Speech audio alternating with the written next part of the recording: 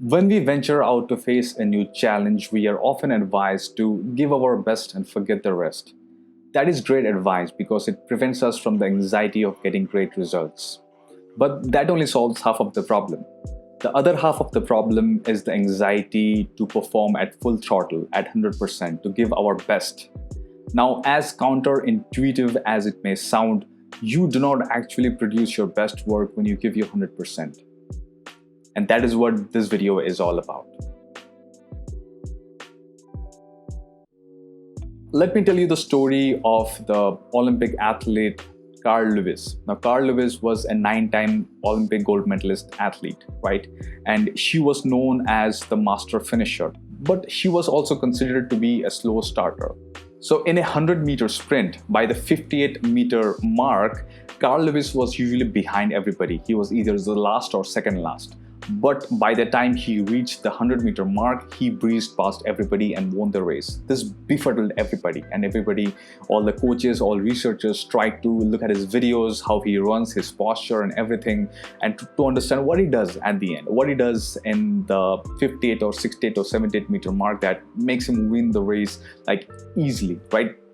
The common notion was that he maybe increased his speed at the end of the race, so that when everybody was like losing out on energy, he was using his preserved energy to speed up and win the race. And after watching countless videos, it was concluded that he did nothing special in the end. The way he started, he ended the race at the same speed, same form, same relaxation, same calm and composed face, where everybody else was like losing their mind. They were like clenching their fists and scrunching their faces and giving their full energy to win the race. Lewis was almost like he was not giving his 100%. It was said that he was as if he was performing at 85% capacity, right? And that is when it was concluded that if you do not give your 100%, if you perform below your full capacity, there's a good chance that you can perform better than everybody else. And this is in fact a good advice that coaches give to the athletes, that if you ask them to perform, if you give them the permission to perform at 85% capacity, there's a good chance they'll run faster than when you ask them to run at 100% capacity. Because running and performing on the field is more to do with relaxation, with form, with how calm and composed you are, with how optimized your muscles are. It's not about giving everything you have, right? And it's very interesting. It's extremely counterintuitive, and it's very it's a good advice not only in for athletes but in business as well. For example, if you run a startup, giving your 100% would be something like working 20 hours a day or 7 days a week, not like sacrificing sleep and constantly working all the time. That would give you good results in the beginning, but this is not clearly sustainable. You'll exhaust yourself out of the game, and that doesn't help in any way, right?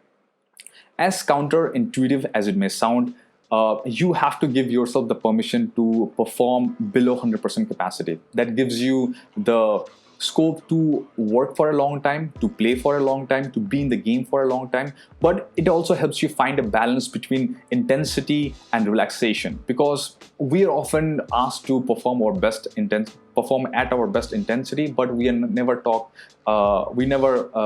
about relaxation, because relaxation and being calm in the face of a hurdle or struggle or chaos is what helps you win the race. Be it on the field, be it in the business, or be it in war. You have to be calm, you have to be relaxed, and that is why it's a great advice never to go full throttle, right? And that is why you see athletes sticking their tongue out and dancing with joy before a sprint.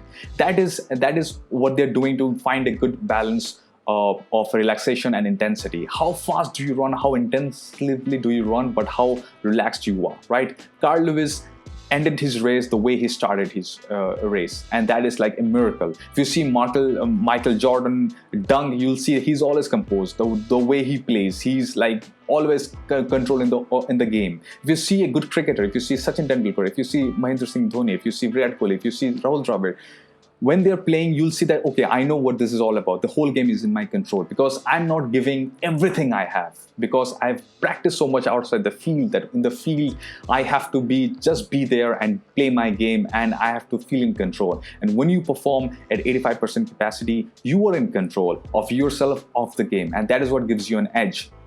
Because if you think about it, if you perform at 85% capacity, everybody is giving their 100%, and they're gonna exhaust themselves out of the game. And the secret to win is to stay in the game longer than others, right? 85% capacity gives you the leverage, the unfair advantage to be in the game long after everybody has exhausted themselves out of the game, right? That is how you win the game.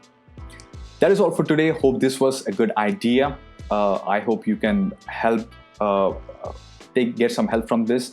Every Sunday I post a new video where I talk about an idea that gives you an unfair advantage over others. So it's a good advice to subscribe and hit the bell icon so that you're notified whenever the next video comes out. I'll see you soon. Till then, peace.